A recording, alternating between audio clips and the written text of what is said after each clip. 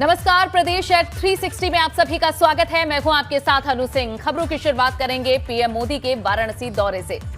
आज प्रधानमंत्री नरेंद्र मोदी ने वाराणसी का दौरा किया। इस दौरान उन्होंने बाबा विश्वनाथ के दर्शन पूजन किए और काशी कॉरिडोर का उसे भी देखा। वहीं पीएम मोदी ने बूथ कार्यकर्ताओं के साथ संवाद किया। इससे पहले इलेक्ट्रिकल व्हीकल से इस पर सवार होकर वे लोगों का अभिवादन स्वीकार करते भी नजर आए। प्रधानमंत्री नरेंद्र मोदी के वाराणसी दौरे की ये 3 अलग अलग तस्वीरें आपको दिखा रहे हैं, जहां आखिरी 7वें चरण में बनारस में चुनाव होने हैं, मतदान होना है। लेकिन उससे पहले आज ही 27 तारीख को पीएम मोदी बनारस के दौरे पर पहुंचे और यहां कार्यकर्ताओं से उन्होंने संवाद तो किया ही, साथ ही काशी विश्वनाथ के दर्शन भी किए। वे खुद मंदिर पहुंचे और पूरे विधि विधान के साथ उन्होंने पूजा अर्चना की। ये 3 अलग अलग तस्वीरें आपको दिखा रहे हैं।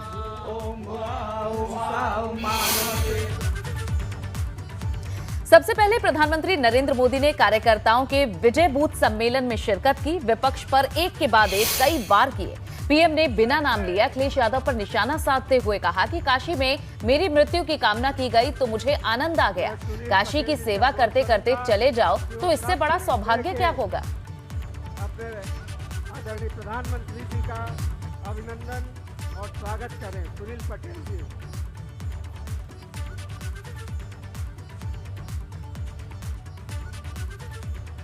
तो पीएम मोदी पहुंचे आज वाराणसी और सबसे पहले उन्होंने कार्यकर्ताओं को जीत का मंत्र दिया। बताया कि किस तरह से लाभार्थियों तक पहुंचना है, जनता तक पहुंचना है। सार्वजनिक रूप से काशी में मेरी मृत्यु की कामना की गई तो वाकई मुझे बहुत आनंद आया। मेरे मन को बहुत सुकून मिला। मुझे लगा कि मेरे घोर विरोधी भी ये देख रहे हैं कि काशी के लोगों का मुझ पर कितना स्नेह है। उन लोगों ने तो मेरे मन की मुराद पूरी कर दी।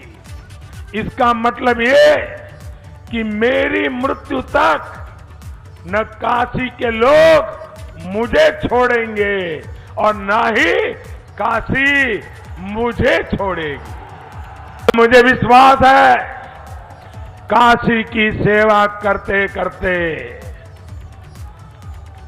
अगर मेरी मृत्यु लिखी होगी तो इससे बड़ा जीवन का सौभाग्य क्या होगा।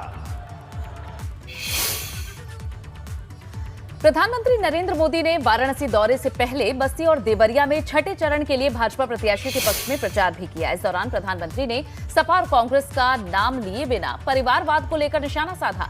पीएम ने कहा कि जिन्होंने रक्षा सौदों में कमीशन खाया वो देश को मजबूत नहीं कर सकते। जिनका दिल आतंकियों के लिए धड़कता है वो देश को मजबूत नहीं कर सकते। पीएम ने यह भी कहा कि यूपी में इस बार का चुनाव घोर परिवारवादियों और घनघोर राष्ट्रवादियों के बीच है। का इतिहास रक्षा सौदों में कमीशन खाने का रहा हो, वो परिवारवादी कभी भी देश को मजबूत नहीं कर सकते। जिन लोगों का दिल देश में बम धमाके करने वाले आतंकियों के लिए धड़कता है वो कभी देश को सशक्त नहीं बनाएंगे। यूपी में इस बार जिस तरह का चुनाव हो रहा है उसे ये घोर परिवारवादी समझ ही नहीं पा रहे हैं। इस बार का चुनाव घोर परिवारवादियों और घनघोर राष्ट्रभक्तों के बीच है। उधर मुख्यमंत्री योगी आदित्यनाथ आज गोरखपुर में थे, जहां उन्होंने एक जनसभा के दौरान अपने कपड़ों के रंग पर डिंपल यादव की टिप्पणी का जवाब देते हुए कहा कि हां, मैं भगवाधारी हूं। 2 दिन पहले डिंपल यादव ने एक जनसभा के दौरान मुख्यमंत्री योगी आदित्यनाथ के कपड़ों के रंग पर सवाल उठाते हुए कहा था कि सीएम योगी के कपड़ों का रंग लोहे पर लगी जंग की तरह है, जिसके बाद भगवा रंग पर दिए डिंपल यादव के इस आपत्तिजनक बयान पर संत समाज ने सख्त नाराजगी जताई। लेकिन आज मुख्यमंत्री योगी आदित्यनाथ ने खुद डिंपल यादव के बयान पर प्रतिक्रिया देते हुए कहा कि हाँ, मैं भगवाधारी हूँ। सुनिए सीएम योगी आदित्यनाथ ने क्या कुछ पूरा बयान दिया। कल आपने समाजवादी पार्टी के कुछ लोगों के बयान सुने होंगे और वह बयान सृष्टि का भी अपमान है, सनातन धर्म का भी अपमान है, भारत के संत समाज का भी अपमान है। उन्होंने क्या कहा, यानी भगवा को उन्होंने जंग के साथ जोड़ा है। लेकिन हां, मैं कह सकता हूं मैं भगवाधारी हूं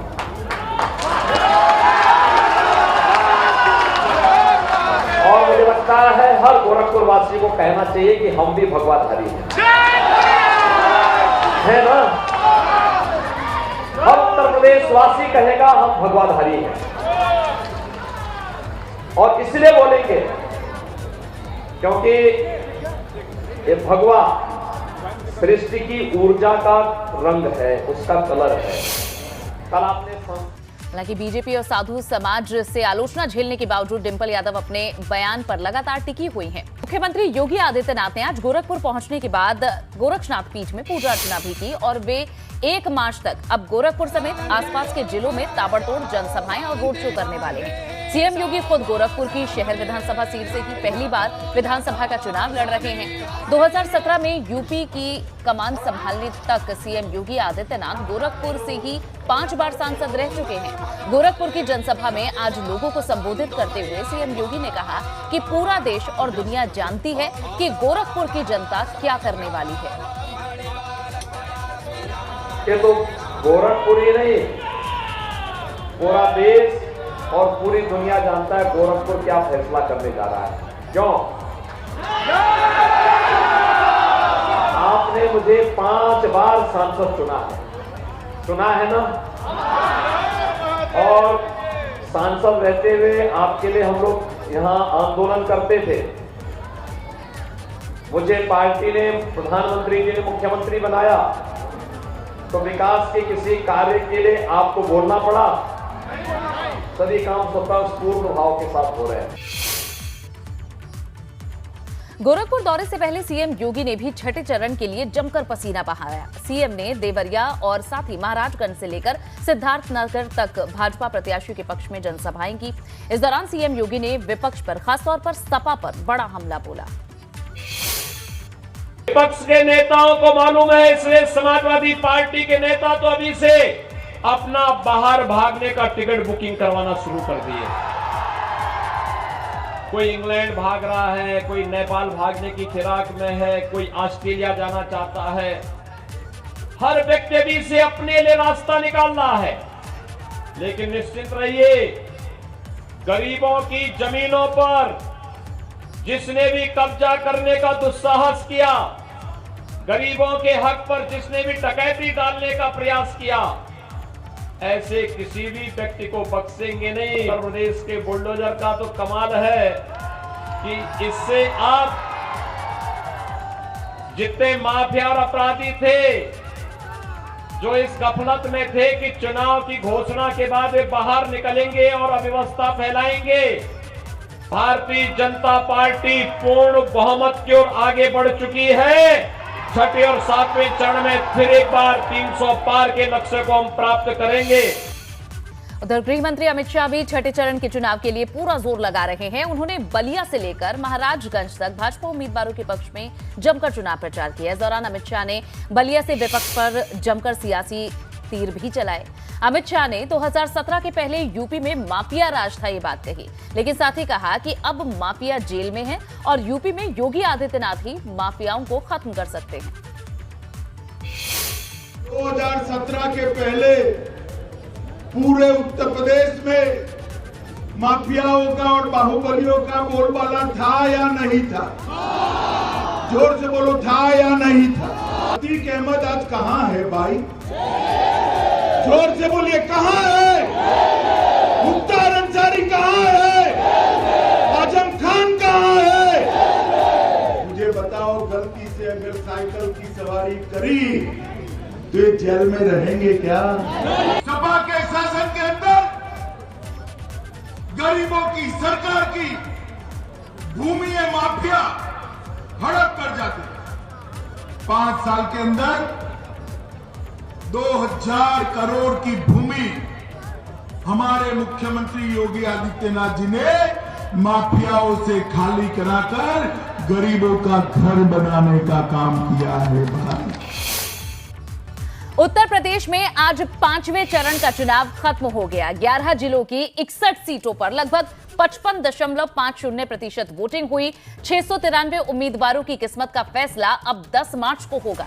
सबसे ज्यादा मतदान चित्रकूट जिले में हुआ है। चित्रकूट में 59.64% मतदान हुआ, जबकि सबसे कम मतदान प्रतापगढ़ जिले में हुआ है। यहां 52.65% मतदान हुआ।